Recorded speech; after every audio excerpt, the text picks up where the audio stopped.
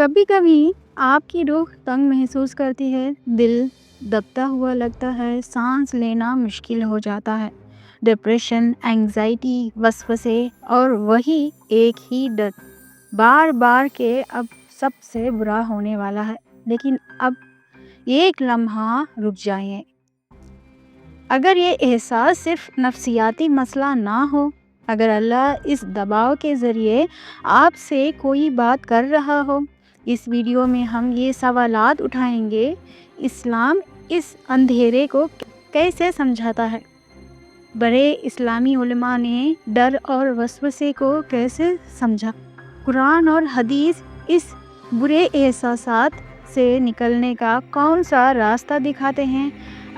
अगर आप इस तरह जी रहे हैं तो आप अकेले नहीं हो। ये वीडियो आपके लिए है।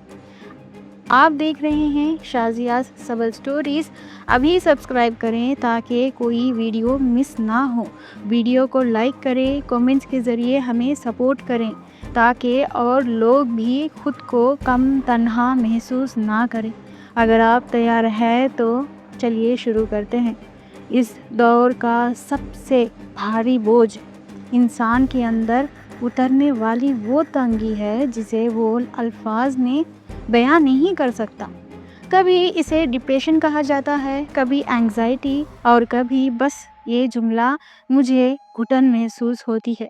बाहर से सब कुछ ठीक लगता है, नौकरी है, मौके हैं, प्लान्स हैं, शायद इज्जत है, लोग हैं, लेकिन अगर अंदर कोई जगह ऐसी हो जहां सांस तंग पड़ जाए तो फिर कुछ अरसे बाद ये भीड़, ये मौके और ये अच्छी ज़िंदगी काफ़ी नहीं रहती।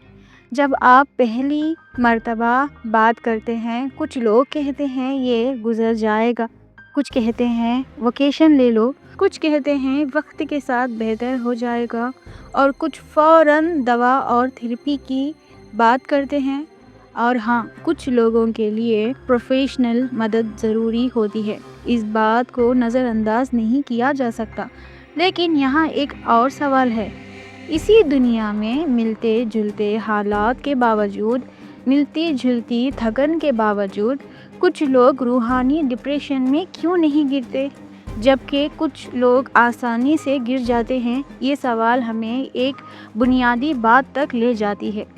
क्या रूह की तंगी सिर्फ ज़िंदगी के बोझ से होती है या सिर्फ ईमान की कमज़ोरी का भी इसमें गहरा किरदार होता है? बाहर से ये सोचा जाता है जब घर खरीद लोगे तो सुकून मिल जाएगा, जब गाड़ी आ जाएगी तो चैन मिल जाएगी, जब कर्जा उतर जाएगा तो सांस आएगी, जब शादी हो जाएगी तो सब सेट हो जाएगा, जब जॉब स्टेबल हो जाएगी तो अंदर का बेचैनपन ख़त्म हो जाएगा। ये प्लान्स एक एक करके पूरे हो जाते हैं, मगर वो ख़त्म नहीं होता।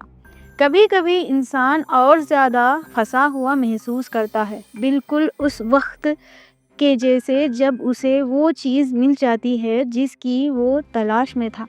उसके पास ज़्यादा होता है मगर राहत कम होती है। और अजीब बात यह है कि फिर वो अपने आप से नाराज़ होता है और कहता है मेरी ज़िंदगी में अब भी क्या कमी रह गई है, क्योंकि बाहर सब कहते हैं ये तो हसद के काबिल ज़िंदगी है, मगर रात को वही शख्स अंदर से टूटने लगता है। कहीं अंदर कुछ और तंग होता चला जाता है। यहीं पर बेदियुस ज़मान की किताब का एक जुमला सामने आता है। ये सख्त नहीं मगर इतना वाज़ेह है कि दिल को छू जाता है। कभी कभी तुम दुनिया में जम नहीं पाते, कभी कभी तुम दुनिया में जम नहीं पाते, जैसे कोई कैद खाने में जिसका गला दबाया जा रहा हो। तुम उफ उफ कहते हो और दुनिया से भी ज़्यादा वसी जगह चाहते हो, लेकिन फिर तुम एक बहुत छोटी चीज़ में जाकर अटक जाते हो, किसी छोटी सी जिम्मेदारी में, किसी याद में, किसी एक लम्हे में, जबकि तुम्हारी रूह आबादियों की दुनिया चाहती है। तुम छोटी छोटी दुनियावी ख्वाहिशों में फंस जाते हो। ये मंज़र बहुत پہچانا ہوا ہے۔ انسان کہتا ہے دنیا مجھے بہت تنگ لگتی ہے، مگر پھر بھی کسی ایک یاد میں گر جاتا ہے اور باہر نہیں نکل پاتا۔ کوئی لفظ، کوئی لمحہ، کوئی غلطی، کوئی افسوس، صرف 1 منٹ، اور وہ اس 1 منٹ کے اندر گھٹنے لگتا ہے۔ یہاں تک کہ جو شخص ملک در ملک سفر کرتا ہے وہ بھی اپنی یادیں سوٹ کیس کی طرح ساتھ لیے پھرتا ہے، کیونکہ مسئلہ جسم کا سائز نہیں، 2 میٹر کا جسم دنیا میں سما سکتا ہے مگر روح نہیں۔ انسان کا جو حصہ دنیا میں جم نہیں پاتا وہ روح ہے۔ اب تک یہ بات ڈائیگنوسس جیسے لگتی ہے، لیکن آسان سوال یہ ہے، روح جم کیوں نہیں پاتی؟ اس لیے کہ انسان کے اندر صرف گوشت یا ہڈیاں نہیں ہوتی، اندر روحانی صلاحیتیں ہوتی ہیں جنہیں ایک معنی میں لطیفات کہا جاتا ہے اور دوسرے معنی میں قوتیں۔ یہ روحانی اعضاء بیج کی طرح ہوتے ہیں۔ بیج چھوٹا ہوتا ہے لیکن اس کے اندر ایک بہت بڑا درخت ہوتا ہے، شاخیں، پتے اور پھل۔ یعنی بیج کے اندر بھرنے، کھلنے اور ذائقے دینے کی صلاحیت ہوتی ہے۔ اور اب ذرا سوچئے، جب بیج مٹی کے اندر ہوتا ہے وہ تنگ جگہ میں ہوتا ہے، اگر اسے پانی مل جائے تو وہ پھٹ جاتا ہے، انکر نکلتا ہے اور درخت بن جاتا ہے۔ اگر پانی نہ ملے تو کچھ عرصے تک زندہ رہتا ہے مگر آخرکار سڑ جاتا ہے اور مٹی میں مل جاتا ہے۔ بالکل اسی طرح روح کے روحانی اعضاء بھی موجود ہوتے ہیں مگر انہیں کھلنا ہوتا ہے۔